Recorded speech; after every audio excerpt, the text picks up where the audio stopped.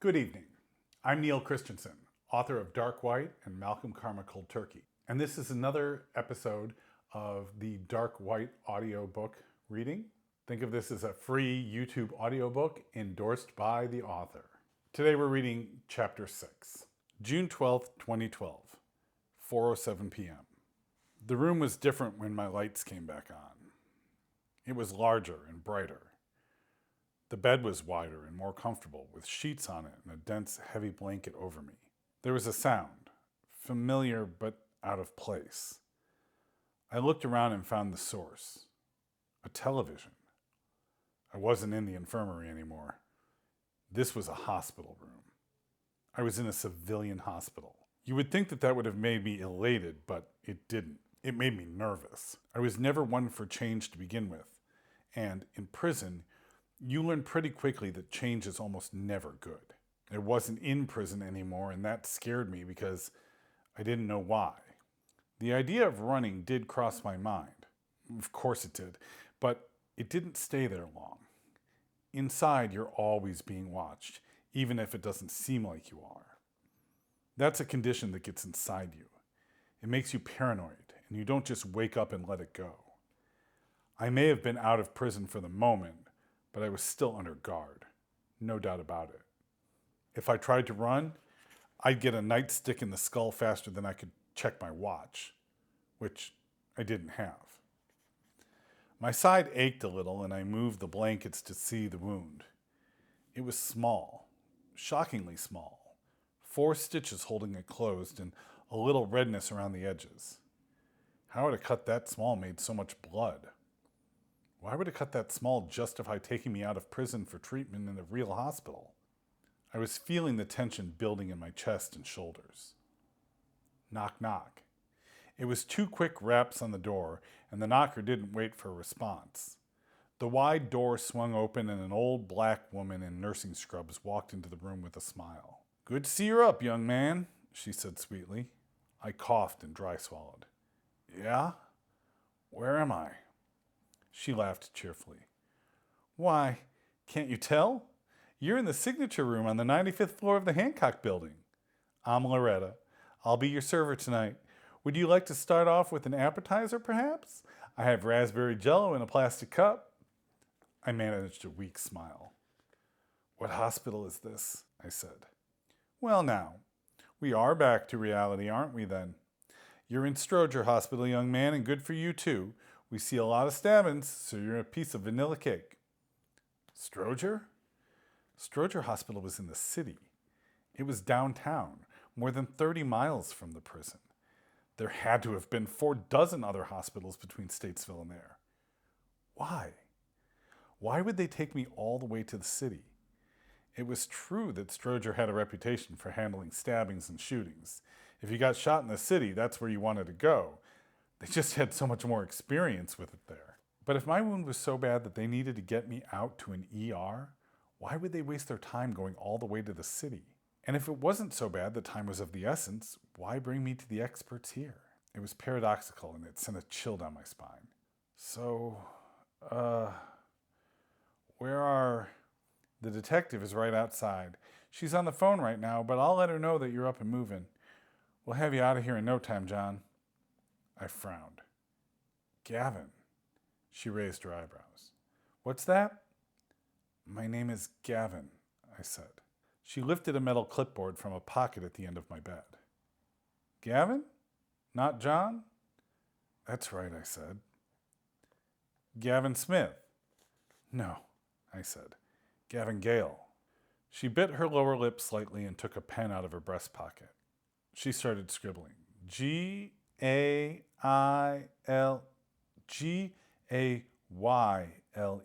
I said. She nodded.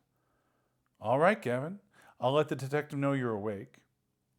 Loretta left, and I let out a long sigh. Who the fuck was John? Then it hit me, and I felt a cold sweat break out across my body. Smith. She had John Smith down as my name. Not as bad as John Doe, but that's for dead people. If you're living and anonymous, you use John Smith. Why was I a secret? The door opened again and a young woman in a professional-looking suit and sensible shoes walked in. She didn't have a purse, but clipped to her waist was a holstered handgun and gold 5-point star with an inset circle and a coat of arms.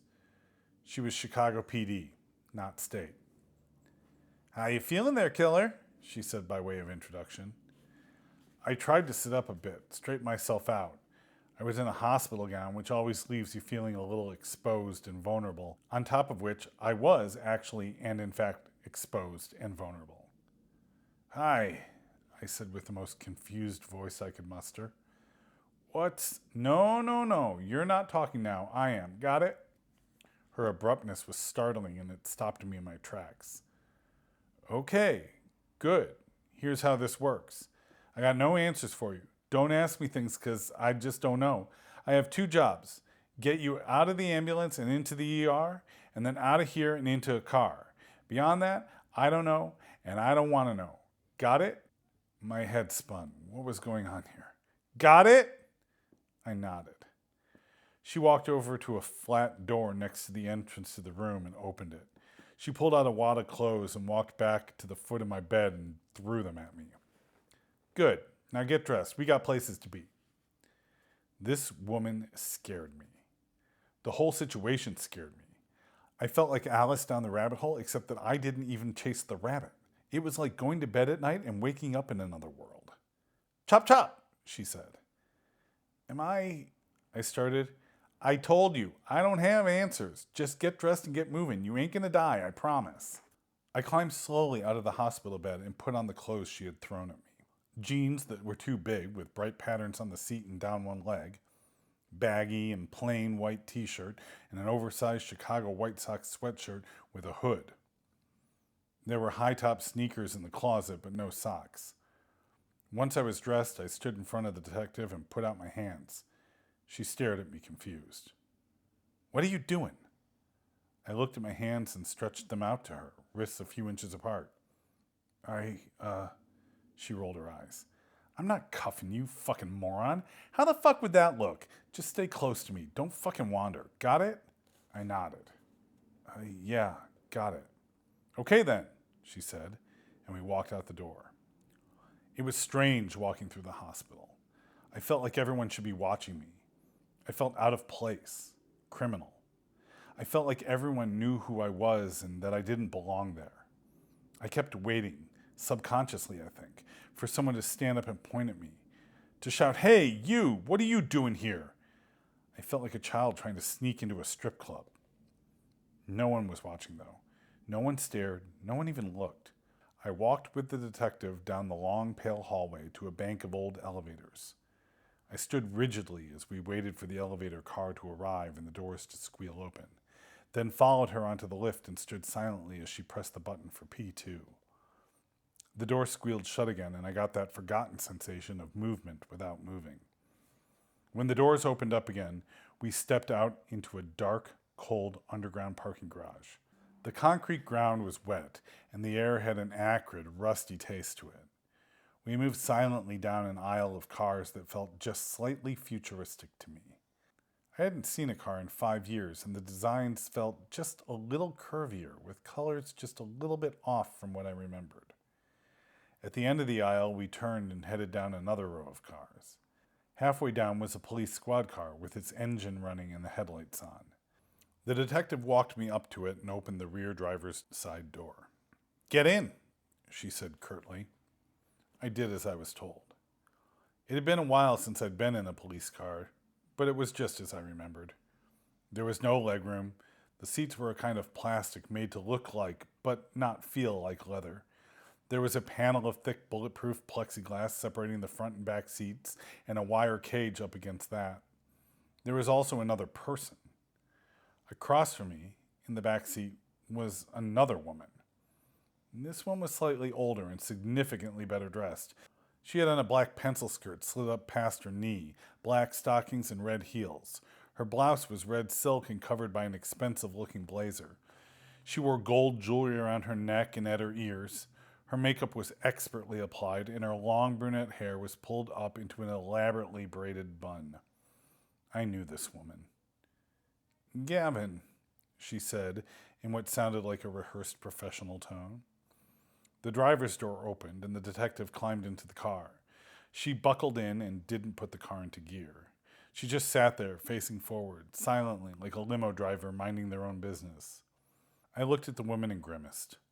I had a pain in my gut and the first low waves of an anxiety attack washing up in my lungs. "It's nice to see you again," she said. I gritted my teeth and fought against the panic that was trying so hard to take hold of me. I let out a long breath and closed my eyes. When I reopened them, she was still there, staring at me with her hazel gaze. "ASA Adelaide," I said. "What's going on?" She smiled shallowly. Then the smile widened, and soon she was laughing. "What's so funny?" I asked. "Oh, Gavin, it's okay, you've been away." She said it like I'd been in the Bahamas for a week. "It's not ASA anymore. I moved up. State's Attorney Adelaide will be just fine." I felt the nausea hit me like a bucket of water. I had to cover my mouth to keep from throwing up in the car. Maureen Adelaide was the state's attorney now. My shock must have been apparent because she reached out and put her hand on my shoulder. "It's okay, Gavin. Actually, I probably have you to thank for it. Trying your case made me a household name. The election was a landslide." I leaned back and put out my hands for support. "Hey, be happy," she said jovially. "You're here with me instead of getting raped in a cell down south. You've got me to thank for that, and I'd never have been able to pull that off as an assistant." "But why, Maureen?" I said with hesitation. "Why am I here?" She smiled. "The whys will come, Gavin. They exist. Obviously, there's a reason I went through the substantial trouble and risk of getting you out of there. But let's come back to that. For now, let's get you home." Home, of course, was a joke. I had no home. I had nowhere to go, no one that would talk to me or want to see me. As it turns out, that hardly mattered. As we pulled out of the hospital's parking garage and onto the crooked pavement of Ogden Avenue, Maureen explained my situation to me. "You're not going back, Gavin. It's important you understand that." I nodded the affirmative, but of course I didn't really. I had no idea what she was talking about. "I'm serious," she said. "Never going back. Not ever, for any reason. Look at me when I talk to you, Gavin." I looked at her. "You can't ever go back to prison." "Maureen, S.A. Adelaide will do just fine, thank you." That annoyed me. "Fine. S.A. Adelaide. Is this some kind of medical release? Is it because I was stabbed?" She laughed, hard this time, real laughter. She found me funny. "Jesus fucking Christ, Gavin, you're dumber than I thought." Now I was pissed. I hated being called dumb. "You don't get it at all, do you? That was me. I made that happen so I could get you out. It was an act, a con. Good God. I really would have thought you'd have figured that part out on your own. You're dead, Gavin. You don't exist anymore." I must have looked especially lost, deer in the headlights kind of stare. I know I felt as though I'd been pulled out of my own body and forced to watch the whole thing from above. "I'm what?" "You were shivved, Gavin, in plain sight of everybody. You fell on the ground, bled all over the floor. They rushed you down to the medical office, but sadly, they were unsuccessful in saving your life. You passed away, a tragedy of our violent prison system. Your family, such as it is, has been notified, and a box of ashes is being delivered to their home." "I died?" "That's right. So you see why it's so important that you don't end up in a situation where you would potentially be dealing with the judicial system again. It would be difficult to explain how you're out and about in the world when your fingerprints are associated with a dead man." "But why?" I said again. "I don't understand. Why are you doing this for me? Did you find the video? Did you talk to Weather? Why not just let me go? Why is this happening?" Adelaide looked impatient. She checked her watch and glanced out the window of the car. We were leaving Congress Parkway, taking the on-ramp to the Eisenhower Expressway, heading east. "Look, Gavin, we don't have a lot of time. In about 15 minutes, I'm dropping you off, and then you'll never see me again. You'll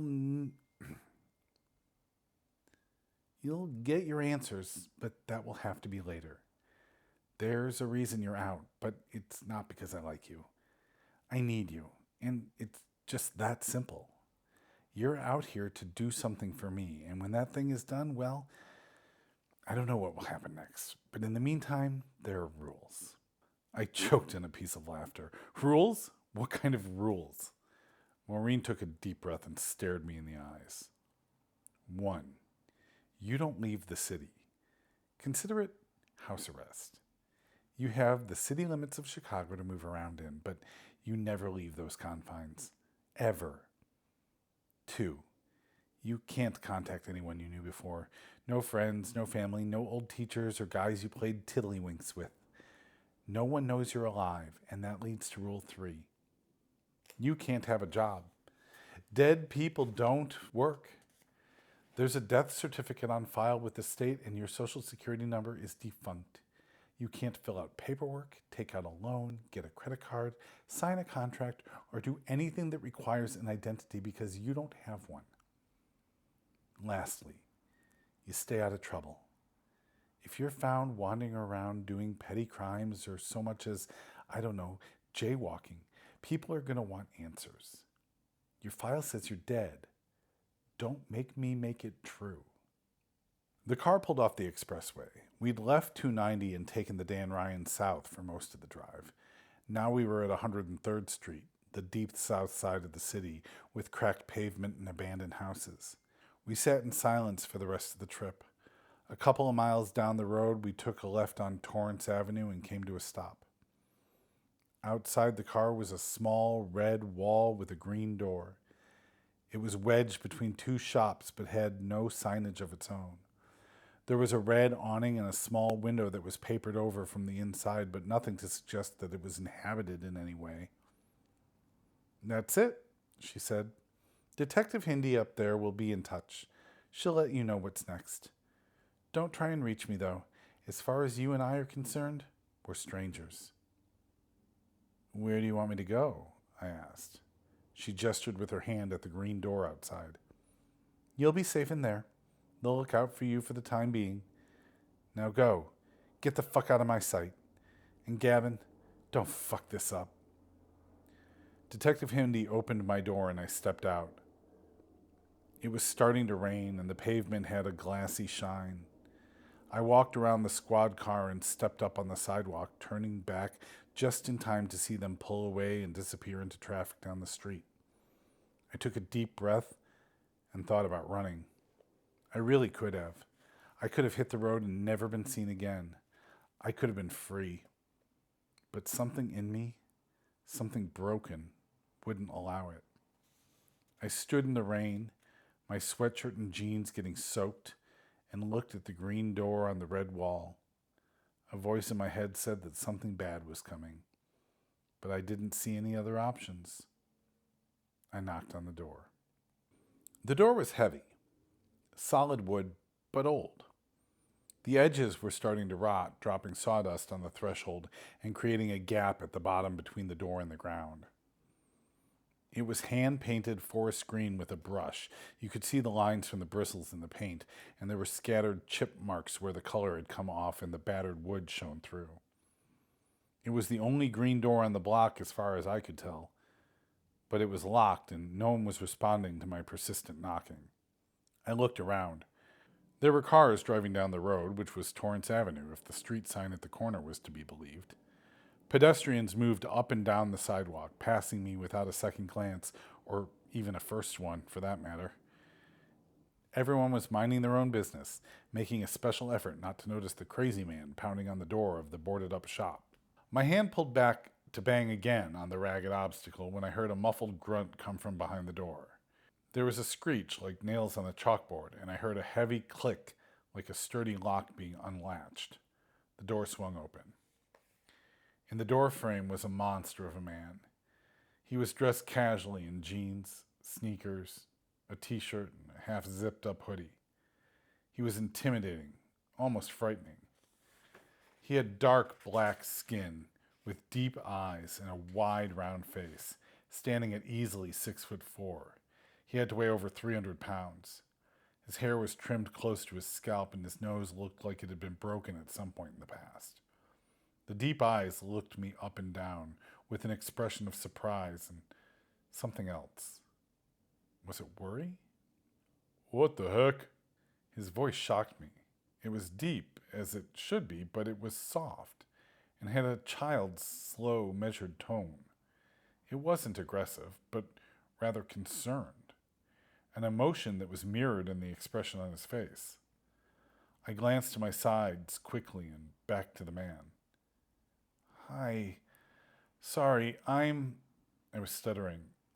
Well, I guess I don't really... You're younger than I thought. What? I said. I thought you'd be older, he said, as if it was a criticism. You'd better get inside, I guess. I didn't know what to say. I was so confused, but I obliged quickly and without further comment. The door swung closed behind me, and for a moment, the room was pitch black. I wasn't crazy about the dark. It reminded me of the hole back in Statesville. Solitary confinement. A 4x6 room with no lights, no running water, no cot, just a stuffed mattress on the floor and a seatless toilet in the corner. This felt like that, but only for a moment before my eyes adjusted, and the light spilling in from under the door and a flickering from somewhere in front of me cast sepia-toned shallow contrast across the features of the space. It was a narrow brick corridor, not cinder block like the building around it, but real red brick.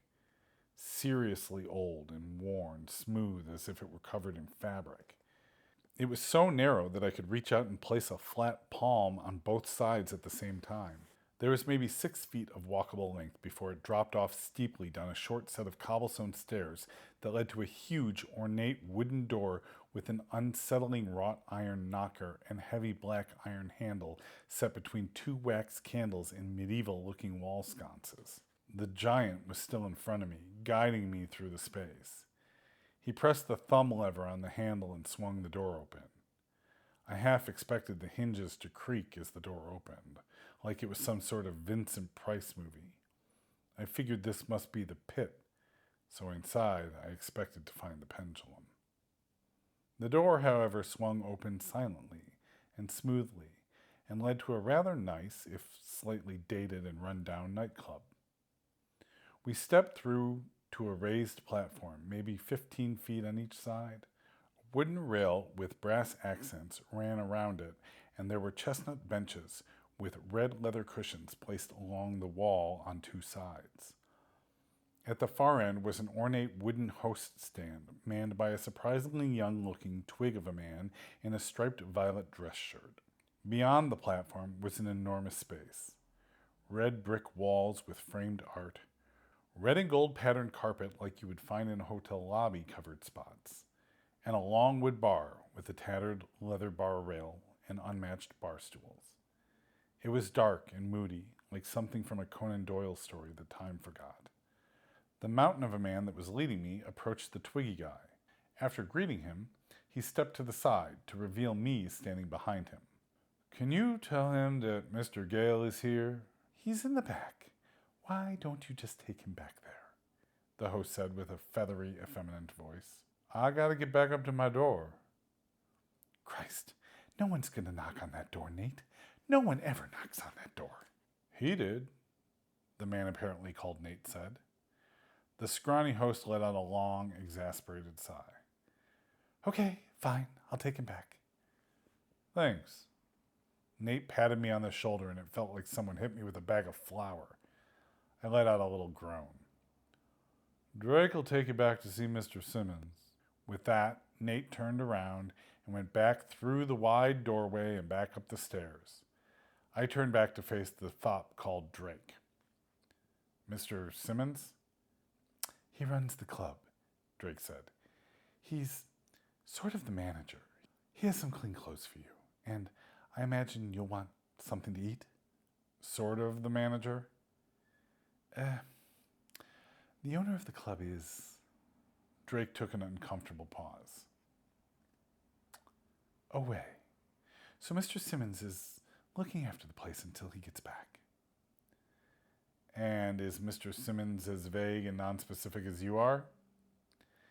He'll tell you what he wants to and not tell you what he doesn't. He's doing you a big favor here. I wouldn't look a gift horse in the mouth if I were you. I don't think it's me he's doing the favor for, I said, more to myself than to him. Yeah, maybe not. Still, I just wouldn't. Okay, I said. Got it. We walked through the dining room to an old-fashioned kitchen door on swinging hinges with a big circular window that was foggy with years of grime. On the other side of the door was a small kitchen with modern stainless steel counters, tables, and appliances. In the back of that was another green door with a heavy-looking round steel doorknob and a "don't fuck with me"-looking deadbolt above it. Drake knocked on the door. "It's open," came the voice from inside. Drake turned the knob and opened the door as far as he could while still holding on to the knob. "Mr. Simmons, Mr. Gayle is here." "Ah, okay, good. That's very good. Glad to hear it. Please send him in." Drake moved aside but kept his hand on the door. I looked at him with uncertainty, then looked back behind us. Deciding there wasn't an alternative, I turned back around and walked past Drake into the room. The door closed behind me quickly. I was in what looked like an apartment. It was small, but it was definitely a living space. I was standing on a 5-by-5-foot square of emerald green floor tiles with flecks of white and another darker shade of green in them. Directly to my right was a very small kitchen with a tiny electric stove, fridge, microwave, and stainless steel sink. In front was a forest green carpet, long, stranded, but not quite shag. It looked old and worn and almost threadbare in spots. There was an ancient brown sofa in the middle of the room facing a brown tanker chest serving as a coffee table of sorts, and an old wood tube television that was more of a piece of furniture than an appliance. Stepping into the room further, I saw a short hallway to my right with 3 doors, one on either side and one at the end. A toilet flushed and a sink ran for a minute. Then the door on the right side of the hall opened up and a man stepped out. He was old. Not in his last days, but well into his 70s. He wore dress slacks, a blue Oxford button-down shirt, and nice shoes. His hair was thin and salt and pepper, but combed nicely and well cut. He took 2 steps forward and stuck out his hand. "Hi, hello, hi there, I'm Greg. Greg Simmons. You must be Gavin. Great to meet you. Glad you could make it." He paused and laughed a little at his own joke. "Glad you could make it, right? Ha! Nice to meet you as well, Mr. Simmons," I said without being convinced it was true. "Please, call me Greg." "Your friends called you Mr. Simmons." "Who, them?" He nodded at the door. I nodded back. "Ah, yes. Well, they aren't my friends. They work for me. So, yes, they call me Mr. Simmons, but you, I'm hoping we can be friends. No reason not to be. Be friends, that is. So you should call me Greg. Really, I would much prefer you call me Greg." "Okay, Greg it is. Thanks." "So, Greg, yes? Maybe you can explain to me what exactly is going on here." Greg looked confused. He wrinkled his forehead and leaned in a little bit. "Going on where?" Now I was annoyed. I didn't want to have to play 20 questions. I just wanted some straightforward answers. "Going on here. Here, right now. What is going on? Why am I here?" He sighed, smiled, and nodded. "Ah, yes, I see. Well, son, I think your first order of business should be to get cleaned up. I don't mean to point out the obvious, but you're kind of a mess right now." I sighed now, irritated that I was being put off again. Though he wasn't wrong. Even with the new clothes, my hair still had blood in it, and I was dirty and smelled like prison still. Right. Okay, but there is a shower and sundries in the bathroom there, and I have some clean clothes hanging on the back of the door. I'll whip us up something to eat while you get cleaned up. Then we can eat and talk. There's an envelope with a little cash on the dresser. Won't be enough to live on, but that's what we're here for. There's a bed, a dresser, and some personal space. I stared at him for a time with suspicious eyes. Then, with the calm that comes with acceptance, I dropped my shoulders, took a breath, and walked into the bathroom and closed the door.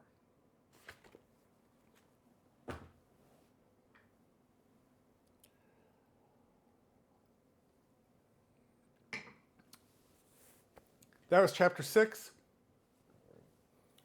Chapter 6 is one of the, as opposed to chapter 5, which we talked about last time, chapter 6 is one of the chapters that stayed almost exactly the same through every draft. So, you know, when you're writing a story, you get these things right at the beginning, right? You know, before you even really start writing, you have a few moments in the story that are just crystal clear in your head. And Gavin arriving at the club, as it will be called, is one of them that was just, it was locked in, crystal clear from the very beginning.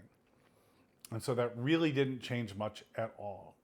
I'm sure there were some language changes and stuff like that. But basically it's the same from the very beginning. Mr. Simmons is named after my friend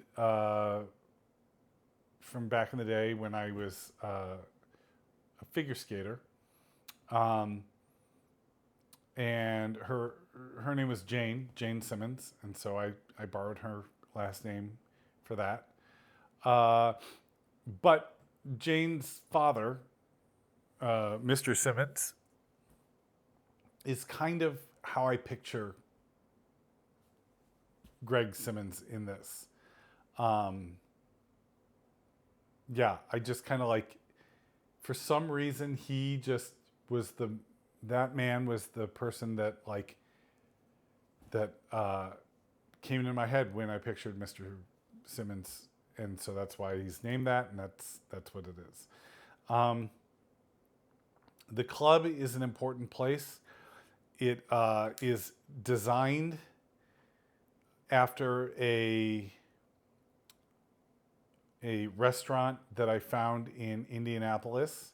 It was a place that I found when I was doing trade show work, and I was in Indianapolis, and I was looking for a place at the time that I could smoke. I wanted to be able to smoke a cigarette while I was having a glass of wine. And so I was looking up cigar places, cigar bars basically, and it was this underground Italian restaurant, kind of right in downtown, and you walk down these steps, and it was this big dark place, and I sat in this back corner and had really bad bruschetta and a glass of wine. And this was the other thing that I remember from that, was that they wouldn't sell me a bottle of wine because I was alone. It was just me with my notebook doing the like writer thing, right? And I was writing this book, and they wouldn't sell me a bottle of wine because I was alone.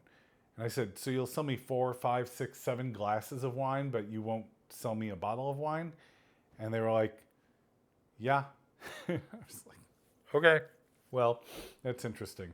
But yeah, it was exactly the kind of place that I was picturing in the book, you know, that I was writing. So I kind of like rejiggered it a little bit to fit that space. But yeah, so that's chapter 6. We're getting into the meat and potatoes.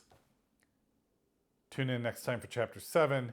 In the meantime, pick up a copy of Dark White to follow along. You can buy Dark White anywhere that books are sold. You can get the ebook on Amazon or Nook or wherever, and the paperback anywhere you want. And while you're at it, pick up its successor, Malcolm Karma Cold Turkey. Malcolm Karma Cold Turkey is the follow-up to Dark White. It is what we call interconnected standalone. So it is in the same universe, but different characters, some overlapping characters, but different protagonists, different antagonists. You can buy the ebook on Kindle or read it for free on Kindle Unlimited, if that's something you do. You can also pick up the paperback on Amazon or Barnes & Noble or Target.com or whatever. But if you want this cute little, and I say little, you see it compared, this is a trade paperback size. It is got a specially designed weathered cover all the way around. It has a matte finish cover, and like I say, it's trade paperback size. This fits in your pocket, and this is the Dime Store Special Edition, and it is available exclusively by signing up for my Patreon. If you sign up for any tier of my Patreon, including the free tier, you get access to a link to buy the Dime Store Special Edition. Every copy is hand signed by me and hand numbered by me. So yeah, go pick up Dark White, Malcolm Karma Cold Turkey, and come back soon to read Chapter 7 with me. See you then.